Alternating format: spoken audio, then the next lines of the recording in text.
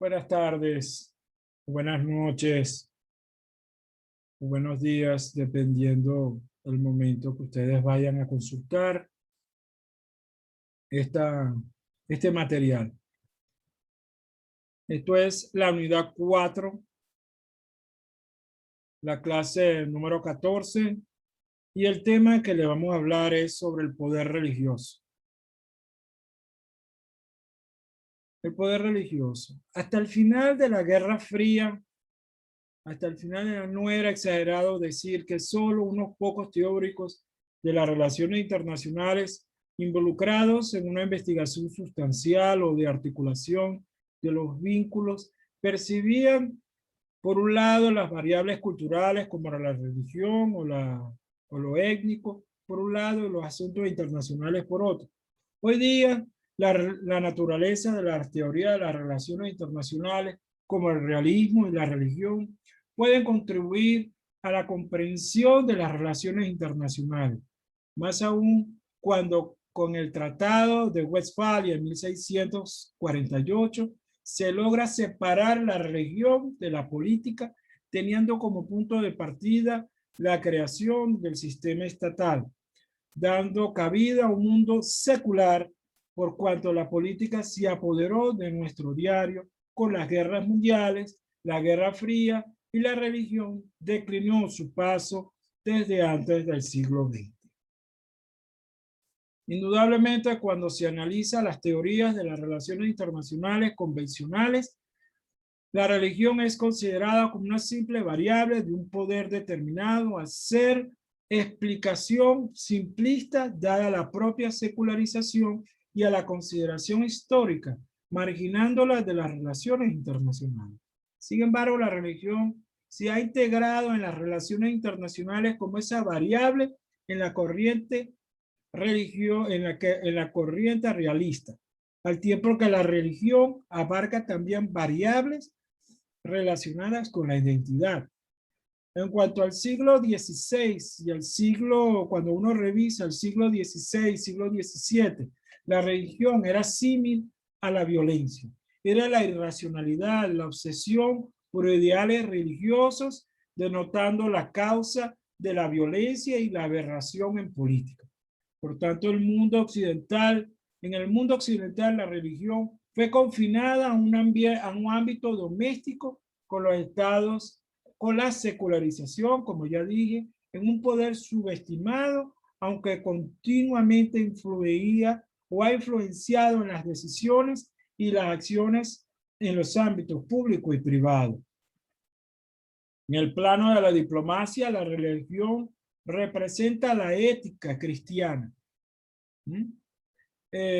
y musulmana, que fue llevada a cabo por su propio interés en el llamado, pero en este caso cristiana, porque los grandes promotores de la idea del realismo es cristiana, al realismo político, como Dales.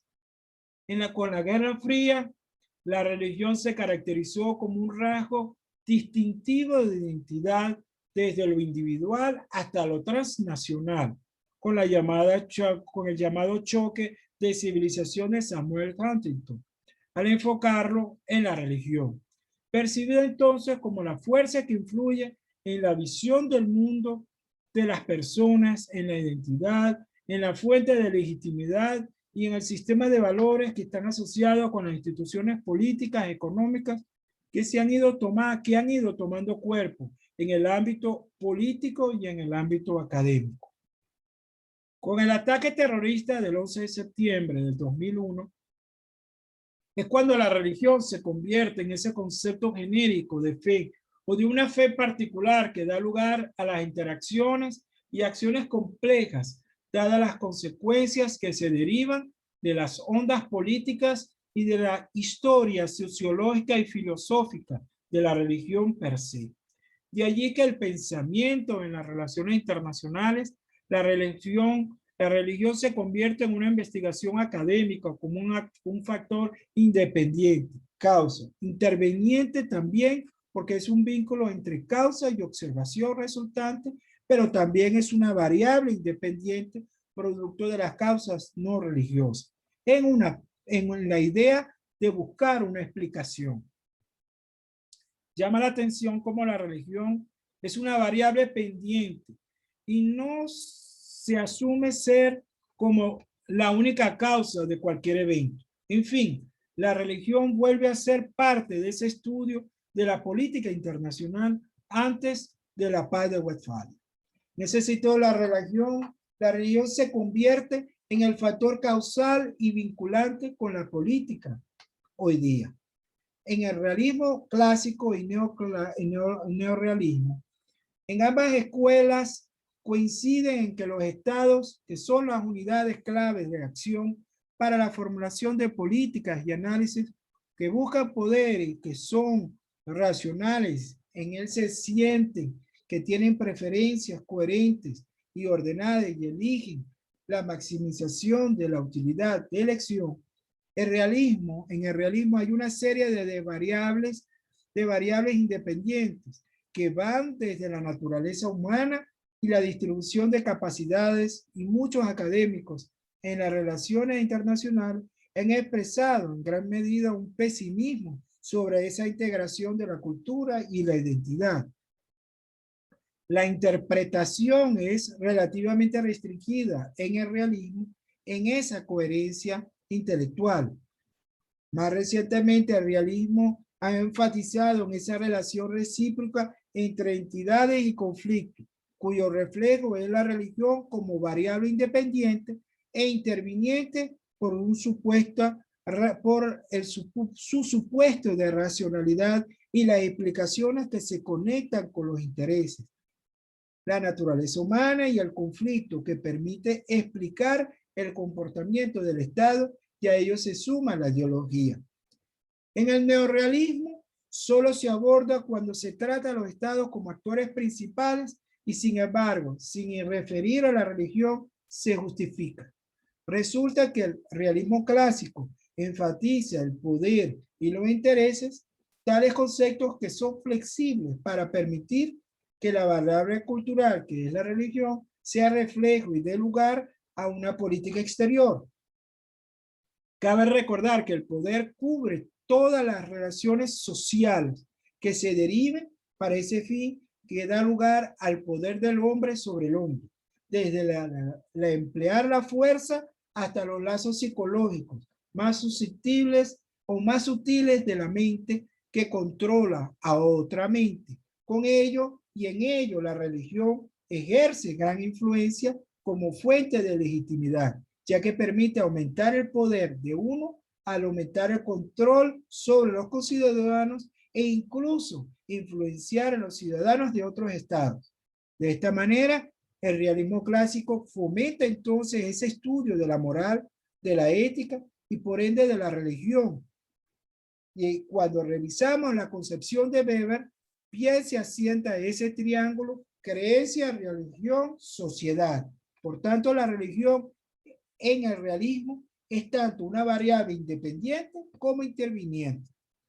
En el neorrealismo, la religión no se acomoda tan fácil, pues los estados luchan por sobrevivir en un sistema anárquico. Pase lo que pase dentro de las unidades, en la distribución de las capacidades del sistema, lo que define como estado puede comportarse en una situación determinada. Los estados solo se interesan por sí mismos y se preocupan por lo relativo a la seguridad en términos estrictamente militares, y sus capacidades tratan de ser equilibradas formando alianzas.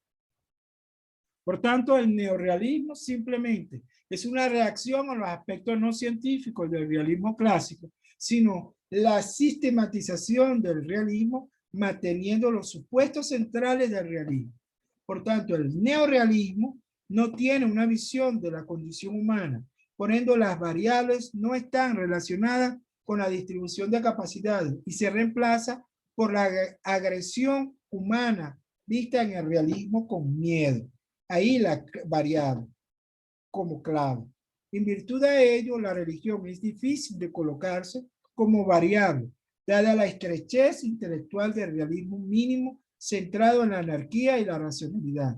Por tanto, el realismo no acoge las variables culturales y ello incluye a la religión cristiana, musulmana, entre otras.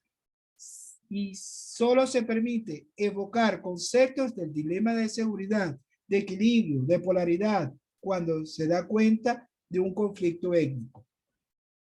Ahora bien, o religioso.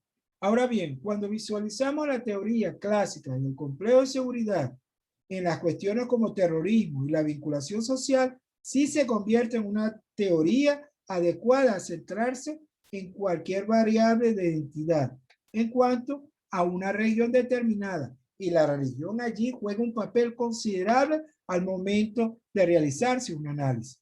Y ahí es que el neorrealismo permite visualizar a los estados en la búsqueda de maximizar la influencia en lugar del poder. Por tanto, la religión en la conceptualización del poder como fuente de legitimidad y variable independiente.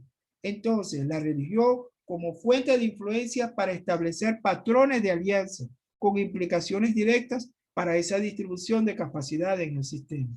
Llama la atención que el neorrealismo incorpora esas presuntas consideraciones o artilugios morales que hace presumir la religión como identidad. Para concluir, tanto el realismo como el neorrealismo, la religión es una herramienta simplemente de legitimidad que puede estudiarse bajo la definición de poder con un enfoque en la influencia. Cabe indicar que la tendencia hoy de las relaciones internacionales en relación a la religión se sostiene en los siguientes rasgos. Hay una relación de convivencia y competencia con Estado-nación.